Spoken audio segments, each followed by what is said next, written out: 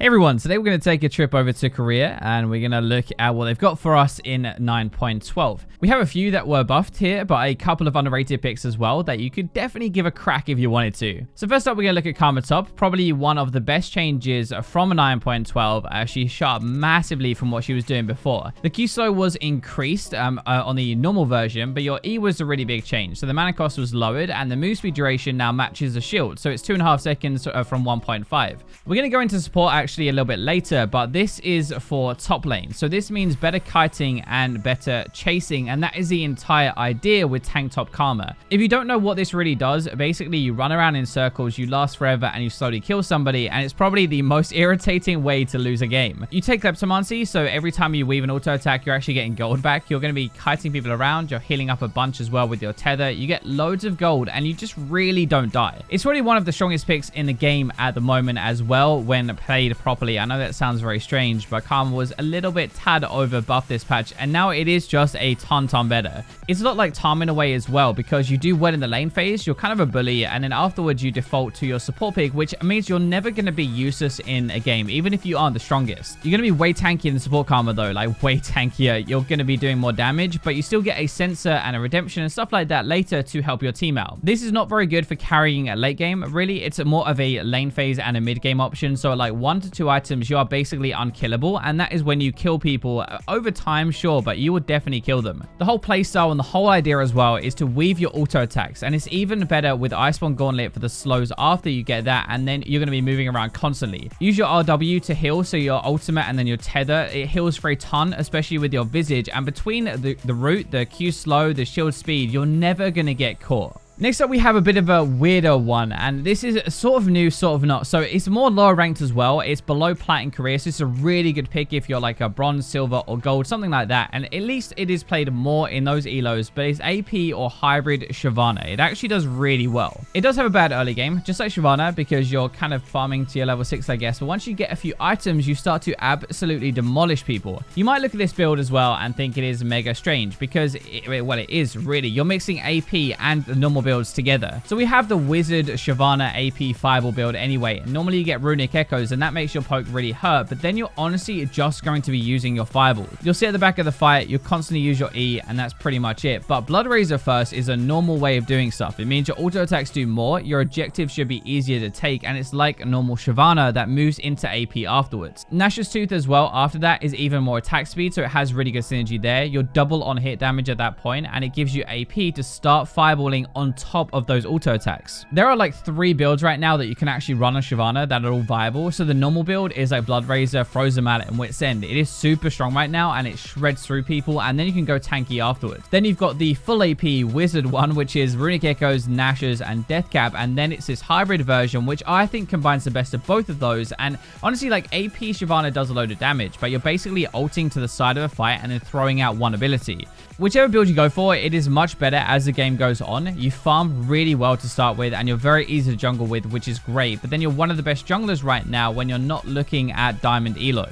So we're actually going to go back to top lane for a second to talk about one of the most underrated picks in the entire game at the moment, which I think is going to be CAMILLE. She is still garbage in the lane phase. It is so bad, like the worst champion in the game probably, but there is a new build that is working a lot better. So basically it is the AP Kai'Sa build. It's Manamune, Nash's, and then Rage Blade afterwards. You end up being able to spam your spells a lot more, but then when that upgrades into Muramana, you normally hit level 11 about the same time and get a huge power spike. Remember, CAMILLE was nerfed a while ago to stop so many AD builds coming up and to make it early more punishable and stuff, but the AP build is still very strong. So if you get to 30 minutes into a game with this build that we're talking about, you have about a 60% chance to win the game, which is really high. The difference though with this time around is that even at 25 minutes you start to win more than you lose, which is really normal. Before, what we had is a really bad early game, which is still really bad right now, but then even at 25 you were losing a lot, and it wasn't until really level 11 that you'd actually start to win games. The difference here is that Muramana actually applies on all your auto attacks but all your abilities as well, so when you have your passive up and you're firing off these waves, it can deal a serious amount of damage to everybody around. Especially at lower ranks where the games do last a little bit longer, CAMILLE seems like a really good choice again, but only if you're using this build really. The others just aren't doing as much and you're too slow.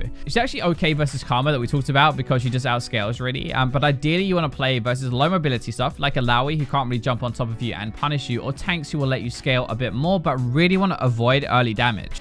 Now, if you watch any LCK, you're going to know this pick. This is CAMILLE mid, which has been played a bunch, but it has come from a Korean trend in solo queue. It is basically just a very hard early kill lane. It's much stronger than mages at that point in the game in all-ins, whether it's a 1v1 or a 2v2. So that is the idea really. You fight a lot, you move around, you burst people, and you catch them out with your ultimate and snowball the game. CAMILLE jungle was a thing for a very long time, right? Everybody's favorite pick to play against. When she's roaming, it's basically the same idea. High damage and very good lockdown. It's kind of like Talia. Like, she works mid lane because she was working jungle because the roams are so good. If you get set behind, it can really suck playing CAMILLE mid. Like, lane phase is not going to be the best, and it's not going to be the easiest as a melee into probably a ranged matchup, but outside of that, that is where you really start to do a lot more. Pressy attack is the most common keystone used at the moment, but in the LCK, they normally go grasp into melee matchups, I think, and then arcane comet into range, but it's more up to you and what you think fits the game. Once she does get Temu, she can start to get some control back, shove the wave, and roam, kind of like how a Talon does it actually. Like, he'll play kind of passive until he gets a Temu and then just shove and then move to other lanes. Once you get your Trinity Force, you really just want to fight everybody, everything as well, and use that power that you have. You want to burst them down and kind of try to build that lead. CAMILLE with Trinity Force does way too much damage. Nobody can really stop her anyway, and she really does spike so hard. So that is what we're really playing around. After that, you can team fight, you can catch people with your ultimate to engage, you can assassinate, but you can also just split push to win the game if you have to do it that way. It is a normal CAMILLE after lane phase, right? But it definitely works best when 1, you're ahead anyway, and 2, you have more of a dive in kind of style of team. The good thing about this though in solo queue normally is that we fight a lot right now. It's a really aggressive meta, so that is why CAMILLE actually works. The hardest part honestly about this pick is getting out of lane phase versus longer range mages. Apart from that, it's just really strong.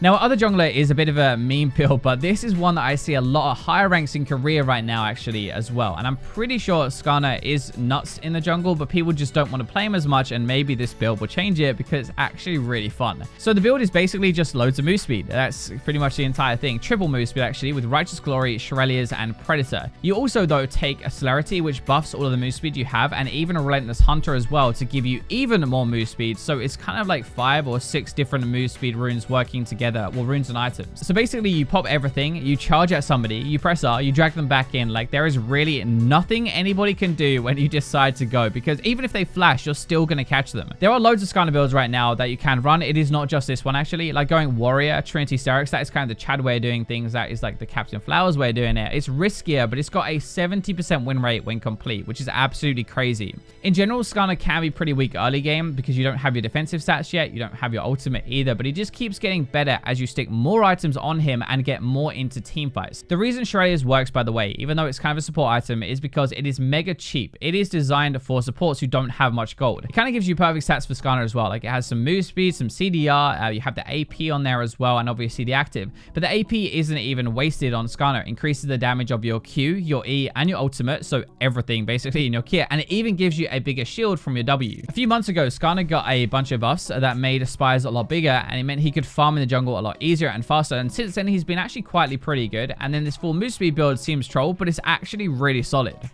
So let's have a look at Mordekaiser then, because he's the big thing in this new patch, right? And he got hotfixed a few days ago into the patch, but he's still being played a bunch and has about an 80% ban rate, and that is with a 10% play rate as well. So about 90% of games you're going to see him one way or the other. Comment top actually, by the way, is a really good answer to Mordekaiser right now if you want to give that a go, if you ever want to try and counter him, but he definitely seems a little tad overtuned at the moment. His kit is quite difficult to play against, but something I see a lot of Koreans do is they go Visage with Conqueror and this rune set. So this is 3 healing runes. It's your Conqueror, it's your Taste of Blood, it's also your Ravenous Hunter as well, and then you get Tenacity in there so you can't get kite around. And I've put Coup de Grace, but you can also run Last Stand because you will dip down in health quite a lot and then heal back up, so it ends up working really well. So that is a lot of healing on its own, but then you've also got Mordekaiser's own shield and healing in his kit, and it's normally too much, and it means that he becomes insanely hard to kill. I don't know what it is with Riot and putting healing in like everything at the moment in the game, but you definitely have to buy some healing reduction against him, otherwise it's just too powerful and he really won't die. The real kicker though is when he picks up his Leandries, so that item. As soon as you buy that, you become way stronger in the game, and this is where you really start to feel how much damage he actually does. You can QSS his ultimate, by the way, so you definitely want to pick that up, but if he's fed, it's basically a guaranteed kill without the QSS, and it makes it so hard to gank or chase him down. Now, if you think about it, the way you deal with somebody very strong is to send 2 or 3 people, or maybe even more, right? But he makes it a 1v1 first by picking the person that he wants to ultimate and duel. He kills them, and then maybe even turns it around afterward. It seems like, at least in Korea, if you do want to beat him, then you have to pick some high damage bruiser type like a Darius maybe, who's really good in the lane phase. The best ones though for the matchups for Mordekaiser, if you're going to play him, are tanks or people that he can abuse early game. Build a lead, have a very strong mid game, and then win the game with this over the top damage.